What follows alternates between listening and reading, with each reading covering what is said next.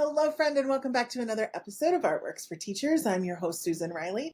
And if I were to say to you, growth mindset with Carol Dweck, most of you would probably know who I'm talking about, right? Or at least if you didn't know who I was talking about, you would know growth mindset. Oh, yeah, I've heard of that. That's kind of become second nature in our colloquialism, right?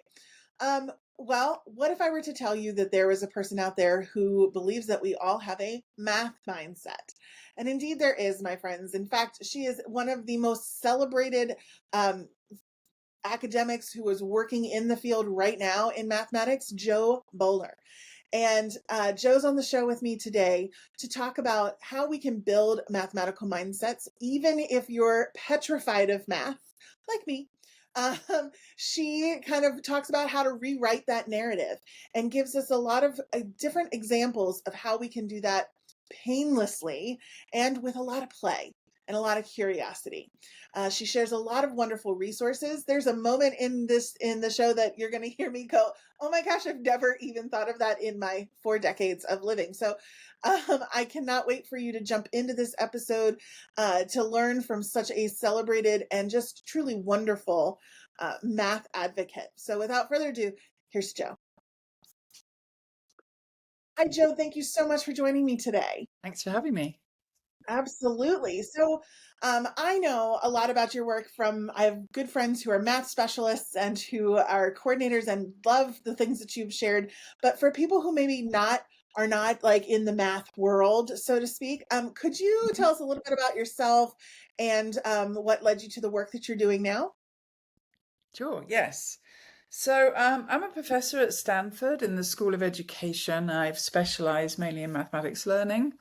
Um, I started my career as a teacher in London schools in the UK before I decided to study for a doctorate and then got lured to Stanford, where I've been working most of the time. I did go back to England a few years ago, then came back here. But it was about 10 years ago, I met Carol Dweck, and she and I agreed that, mindset was really important, but we should really do more to get it to teachers, because up to that point, she had really shared it as interventions for students. Mhm. I made an online class called How to Learn Maths that got a lot of the evidence about mindset and about our brains growing and changing and better ways to teach maths. I wasn't sure if anybody would take it. I made it when the MOOCs were just coming out. It was all Yeah. very new.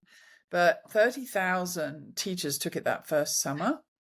and it started to spread around. And then teachers were coming back to me saying, "Okay, what now? What can I have now?" So this is when I formed UCubed with a district leader I was working with at the time, Kathy Williams, and we made this platform to keep getting the ideas out. Mhm. 10 years on, we've had millions of people visit the platform, use the materials. And I know that teachers don't have time to read academic papers. And so this isn't a platform where we share research. Well, we do share research, but we also translate that research into lessons that teachers can use and videos that they can share with their students. Um, Over that time frame, I've also written a few books. Mathematical Mindsets was the one where I really got these ideas out in the first place. Yeah. Um, and I wrote that about 10 years ago now. I followed that with a book called Limitless Mind, because a lot of the readers of Mathematical Mindset said to me, "You have to get this out to more people, not just maths teachers, not just um, you know, also administrators, other teachers, parents, people who won't read a book with maths in the title." So that was when I wrote Limitless Mind and really tried to extend the ideas to all subjects, but also to life. Yeah. Yeah. Yeah, and so here we are. And that's a bit about me. Well, I love this the background about your work because I told our podcast producer behind the scenes that I referenced you in my upcoming book in chapter 5, all about the art and science of flow, and I talk about your ideas around mathematical mindsets and being able to allow students the creativity and flexibility to Hmm. build those mathematical mindsets. But for people who maybe don't know what we mean by that. I know lots of people know what growth mindset is, but Mm. when they hear math, they still have this preconceived notion of I'm not a math person or I can't do that. Absolutely. And I Hmm. know that a lot of your work challenges that idea. So can you talk to us a little bit more about what a mathematical mindset really means and how we Sure. all have one? Yes. So I realized pretty early on that it doesn't really work to share mindset messages with students, telling them you can learn anything, you can grow and learn, and then deliver teaching as short, closed questions with one answer, one fixed method. And when students look at it and go, I can't learn, I don't see how, these messages don't mean anything to me. So we've been sharing for a long time that mindset needs to be embedded in teaching and in the culture of schools. And in maths, what that really means is opening up those questions so that students have space to discuss them with each other, to draw, to build things. Um, and that's when those mindset messages can really take root. So we've been sharing that a mathematical mindset means changing your approach to maths as well as just sharing ideas about mindset. Mhm. I love that. And one of the things that I really admire about your approach is the way that you use creative visual side of math that and I never got that as a student, right? It was always formulas and I Right. didn't understand why Mhm. letters are mixed up with numbers. When we got to algebra, that was a whole other thing. So, Mhm. can you talk us through a little bit about how you are encouraged the visual side of math, what that looks like maybe Mhm. practically in a classroom and maybe even how Yeah, teachers can engage with that? sure. Yeah, one of the things we share on YouTube and I share with teachers I work with is that all of maths can be visual. It doesn't have to be this subject of just numbers and procedures. And in fact, I share it in my latest book, which is called Mathish, research that where they've looked at the brains of mathematicians and compared them with other academics.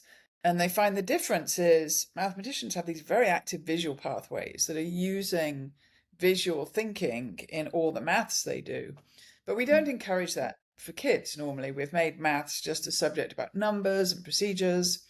So you can make anything in maths visual. And I love to share with people algebra that's become Mhm. visual, where students are looking at patterns and understanding the structure of algebra.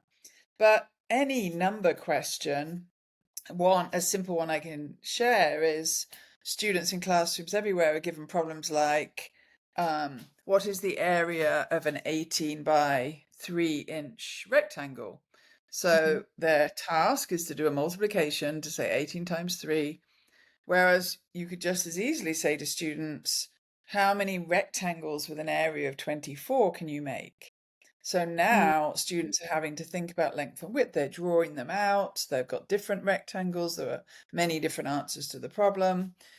Mhm. So that's part of that's the approach we share. Let's open up maths, make it so that there are lots of ways to get there, and visual thinking is a really important part of it. Yeah. You mentioned algebra and being able to visually create with patterns for algebra. I have never, in all of my years on this planet, heard that algebra can visually be represented in those kinds of Hmm. ways. So that makes me excited, actually, because I Yeah, truly, I'm just one of those people that math is a stuck point for me, just because it was given I'm to me sorry, in and I know that cheat codes, you're right? not alone. Right, right. Yes.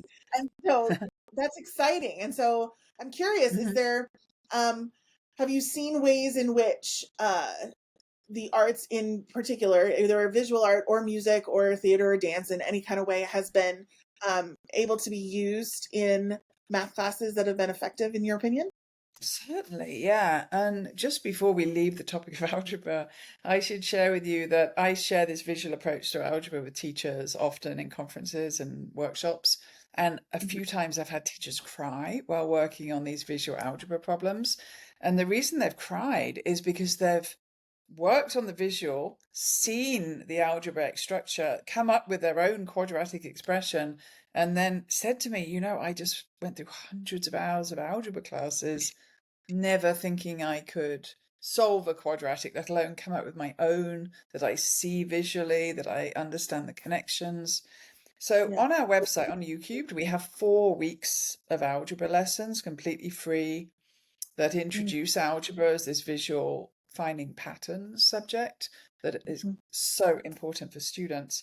But to get to your broader question about the arts, Yeah. so much. I mean, we have a section of YouCubed as well that's on art and mathematics. Mm-hmm. And I feature actually a teacher who I first met in my teacher classes at Stanford, called Diara Busso, who was from Nigeria. No, sorry, from Senegal, and was, had loved growing up in Senegal and all the artistic fashion work she'd done with others. Come to the US, been very mathematical, worked in Wall Street, but missed that art. And then came into my teacher class and said, could I combine art and mathematics? What do you think about making a whole line of fashion using algebraic equations? Yeah. And I was like, yes, fantastic. She now has a line of clothing that is sold in uh, Bloomingdale's, Nordstrom, a lot of really great fashion places. She's been featured in Vogue, and all of her designs are based on algebraic patterns. So, Wow. absolutely. We also, my newest book actually is about data and how important it is to bring data into teaching. And one of the things we're excited about with data is students can undergo a process called sonification, where they Mm-hmm. actually play the data as music. And Mm-hmm. there's a whole line of uh, work around this now where people are making great works of literature into music so you can hear the patterns. And we were actually in a classroom recently where students were doing our basketball project that we have on YouCubed, where they're using data from basketball. Mm-hmm. And one of the students was, letting the girls in his group do all the work. Of course. And we spoke to him and said, "What's going on?" And he was like, "Oh yeah, numbers. I don't need to do that. They can do it." And was telling us about his love for music, and then together we discovered this sonification feature, and he was hooked. Mm, And um, so maths, totally very strong connections with music and maths. yeah. The pattern, the flow. Dance, I one of the big things I share is the importance of times of struggle, how that's actually really good for your brain. Mm-hmm. And I love James Nottingham's Pit of Struggle. I've shared Yes. that a lot with teachers, and some teachers were recently telling me that they've taken the pit and students are doing interpretive dance around it. Mm, So, that is exactly it. Math should be this multidimensional subject that we see in dance and art and music and building and visuals. And yeah. then students love it. So Yeah. why don't we do So, that? so I want to dig into a couple of these things. So, what specifically is sonification? As a music teacher, I know what it is, but for people who may not understand that word or know what that term is, what is that, and why does that hook students in such a way that makes them curious to learn more? Do you think? Hmm.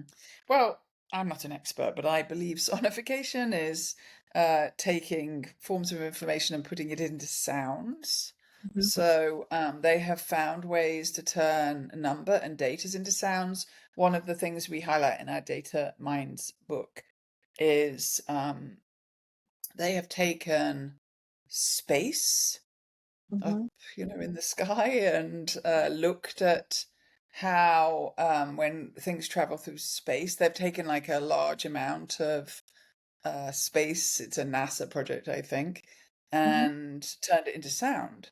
So you can listen to the variations in space and the different um, aspects that are presented. So yeah, it gives people a different way to access information, and some people really like sound, Mhm. music. Um, So it's pretty exciting for maths and data, I think. Yeah. Um, and in your book on the new book that's coming out for about data, do you focus at all about data visualization? No, a lot of teachers are very interested in what that looks like, Mhm. how they can bring that into the classroom. Yeah, yeah. Actually, we have something we talk about in the book and also is on our YouTube site. We launched something a few years ago called Data Talks, Hmm. and we were using the structure of something in maths education called a number talk. But what a data talk is showing students a data representation, a data visual, and just asking them, what do you notice? What do you wonder? Really helps Hmm. kids develop data literacy, helps them be Yes. able to interpret data visuals, which I think of as a protective strategy in education because young people are being sent data visuals all the time, in an attempt to mislead them. So Yes. helping them develop this, being able to look at a data visual and unpack it. What is it really saying? Where did it come from? What do the axes mean? But all of them, what we share are these incredible data visualizations that are beautiful Hmm. and also show data in a much better way than we have in the past. They're Hmm. not just bar graphs and pie charts. They're one of our most popular data graphs shows Steph Curry's movement on the basketball court and Nice. how successful he is in different places shooting. And Mhm. it shows it on the court. So you can actually look at, oh, when he's over here, it's this successful, and here, and when this bit of the court is different in this way. You could have shown that information on a bar chart, but you see so much more seeing it Mm. on the court. So very exciting. Data visualization is really very exciting. Yeah, and I think it's such a great access point in for many students who, again, are looking for a way to connect Mhm. mathematically. And it lights up a different area for them. Um, Yeah. in your book Mathish, you tend to invite us to take a broader view of math, one that's more Mhm. flexible and connected to real life. And we've kind of been talking about this, but outside of the arts, what does that look like in practice? And how can we maybe bring that into our classrooms in a very real way? Yeah. Well, one of the connections with the world that I introduce in Mathish is actually the idea of ish numbers. And I make an argument that, in the real world, when we use maths, we very often use what I call ish numbers. Yeah. Like we're working out how much paint we need to paint a room, or how many people are in a crowd, or how long the drive is to the airport. I could go on and on. But in classrooms, maths is always very precise. And that's Mhm. what scares children, that, they are afraid of getting it wrong. And the precision really holds up a lot of teachers. So I point out that actually, we know that many students don't have number sense and they just get lost in calculations. That a really good strategy is to ask kids before you ever calculate, give me your ish number. So, Mm. we've always had estimation in maths, but I know from teaching that kids hate to estimate and they think it's just another method and why do you bother? But when you ask them what's your ish number, it's kind of magical. Something happens, they become more free, they're more willing to share their thinking. So that's one of the ways I say, having kids come up with ish numbers, it helps them with number sense, but also makes a connection to the world for them because they know that that's the maths they use in the world. Yes. But yeah, we can bring in the world in so many ways. I do have a discussion in Mathish about highlighting the culture and the history of mathematics, where maths came from. Fascinating, and interesting for kids. Uh-huh. Bringing data into maths immediately gives that real world connection and is important for other reasons. So, yeah, it's not difficult to do this. Now, I will say though that many teachers feel kind of beholden to follow the textbooks their districts have given them, and the Mhm. textbooks don't do this. Mhm. So, what we find is teachers who are giving kids this richer, more multidimensional maths experience are often doing that by stepping away from the textbook Mm. and bringing in other materials. So, I would love it if we actually got our publishers to pay attention to this and I understand. not I give teachers understand. that extra work. Yes, I understand more than you think, because I think we teachers who are trying to implement STEAM are doing something similar, that it's not Hmm. embedded in their curriculum as is, and so they're kind of using it as an offshoot and as a way in for students. And so I Yeah. feel your pain there. So my question, I It's guess, hard around that, work. I mean, it's harder for yeah, teachers to do. yeah, we know that these things work, right? We have the research around them. We know that the tools like this, using math-ish numbers, which I love the word ish, it's just fun, and it makes it a little bit more playful.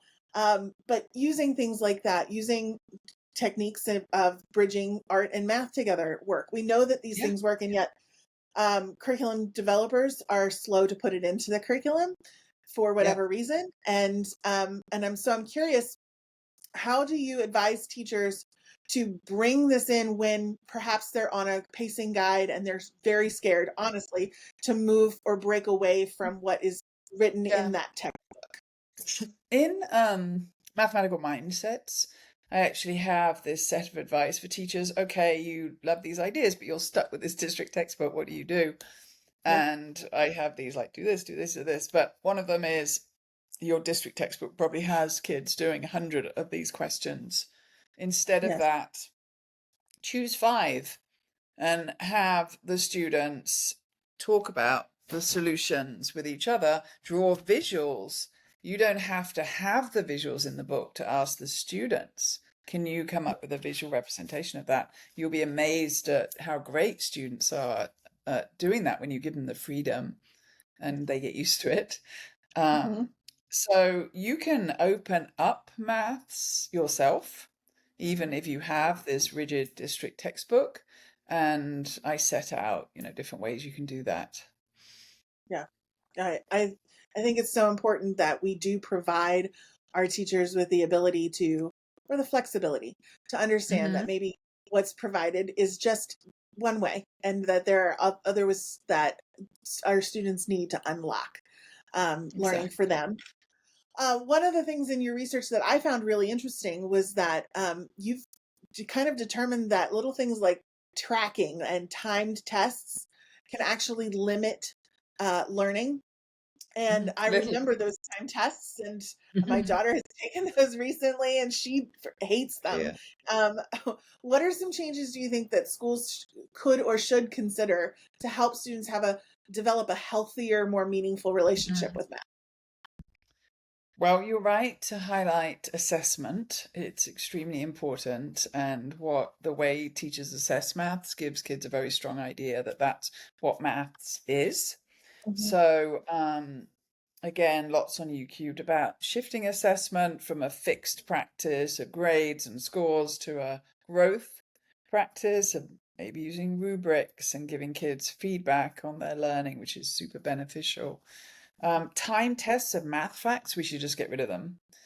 Mm, Um, they have a lot of advocates. They have people who love them and argue for them, but uh, I have met too many people who've told me that they gave up on maths once they started doing timed maths tests, even mhm, if they didn't make them anxious, and for many people they do.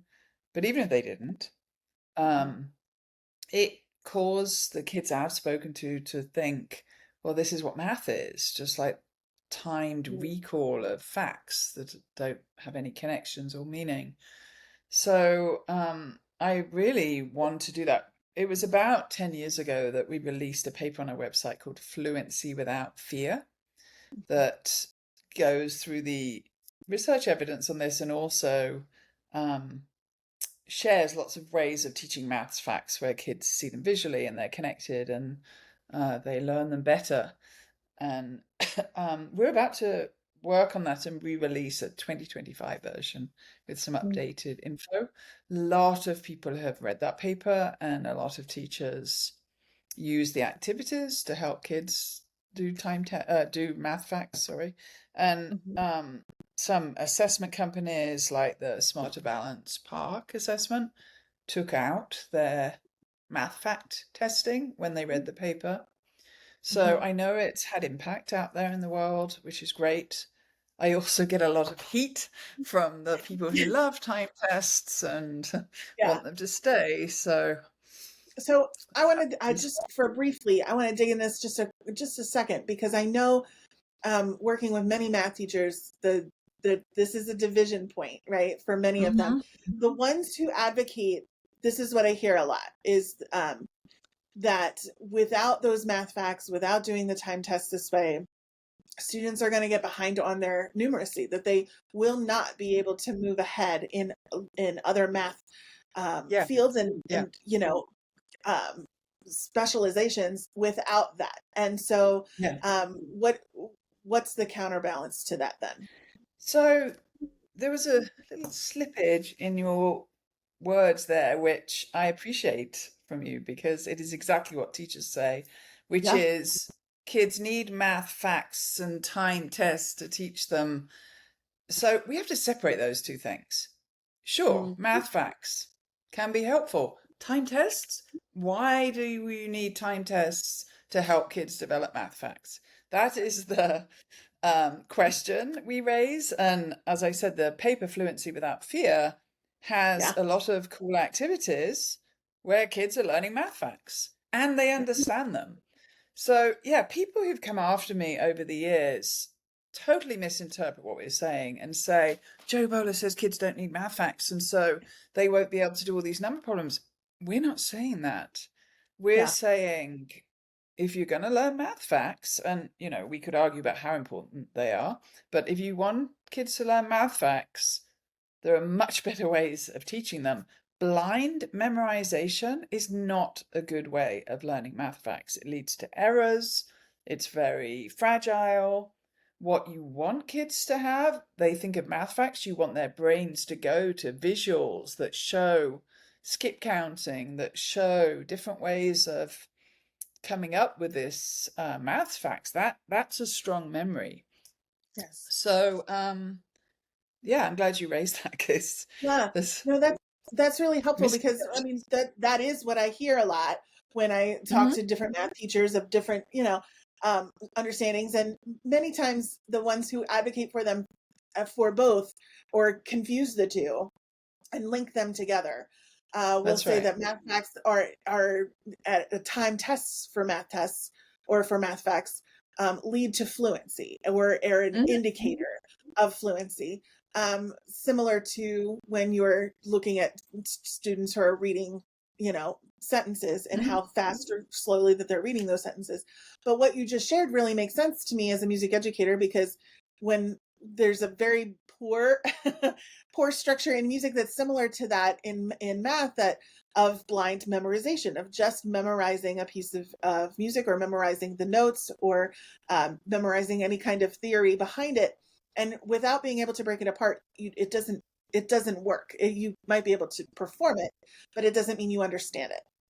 Yeah. And so Yeah. I appreciate very much that that is similar in your work as well. And that is why we called our paper why we put the fluency word in. Yeah. Fluency without fear. You can become fluent.